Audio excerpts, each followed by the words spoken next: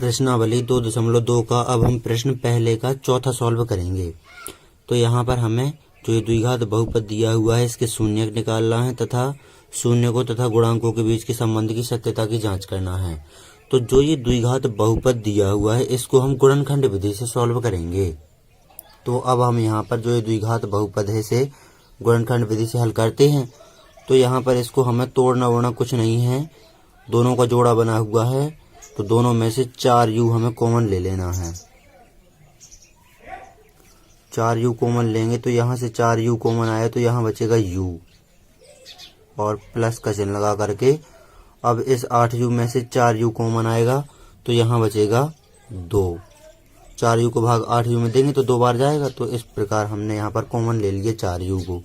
अब 4u के बराबर में हमें 0 ले लेना है और u प्लस 2 के बराबर में भी 0 ले लेना है।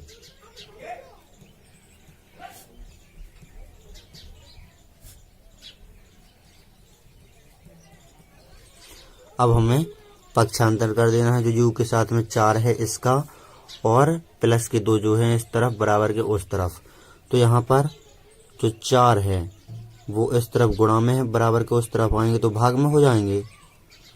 तो यहाँ पर 4 जब 0 के भाग में आएंगे तो 0 ही आ जाएगा वहाँ पर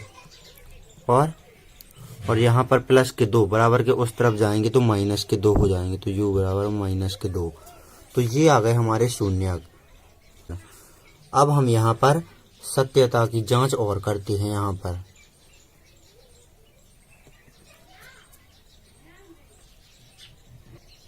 तो यहाँ पर सत्यता की जांच करते हैं। तो पहले हम शून्यकों का योगफल का फॉर्मूला लगाएंगे कि शून्यकों का योगफल बराबर माइनस u का गुणांक बटे u स्क्वायर का गुणांक। तो यहाँ पर ये माइनस u इसीलिए लिया है और u स्क्वायर, चूंकि सूत्र तो होता है माइनस x का गुणांक बटे x स्क्वायर का गुणांक, लेकिन यहाँ पर चर राशि हैं जो कि x y में नहीं है, u में है यहाँ पर, इसीलिए हमने सूत्र में u ले लिया है। अब हम यहाँ पर शून्यकों का योगफल देखेंगे। तो शून्य है -2 और 0, तो -2 और 0 का योगफल इस तरफ कर देना है हमें और इस तरफ देखना है हमें द्विघात बहुपद में। तो माइनस ये चिन्ह लगाया हमने माइनस का और u का गुणांक देखेंगे। तो u का गुणांक है यहाँ पर 8 और u स्क्वायर का गुणांक है यहाँ पर 4। अब हम यहाँ पर आगे सॉल्व करेंगे। तो यहाँ पर -2 आ जाएगा इस तरफ, -2 जब 0 में जुड़ेगा तो -2 ही आएगा और यहाँ पर 4 का भाग माइनस के 8 में देंगे तो यहाँ पर -2 आ जाएगा। तो यहाँ पर भी -2, दोनों भाग बाएं और दाएं भाग बराबर आ गए हैं यहाँ पर। तो ये शून्यकों के योगफल के फॉर्मूले से तो हमें पता लग गया कि जो ये शून्यक हैं इस द्विघात बहुपद के ये सही आए हुए हैं।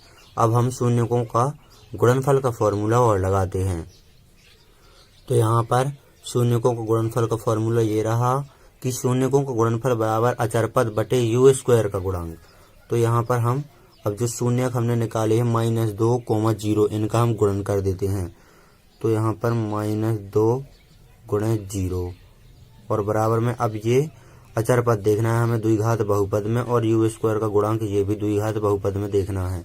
तो अचर पद यहाँ पर है ही नहीं, जो 4u स्क्वायर है इसके साथ भी चर है यहाँ पर और 8u इसके साथ भी चर है। तो अचर पद तो यहाँ पर है ही नहीं, तो यहाँ पर अचर पद में हम 0 लिख देंगे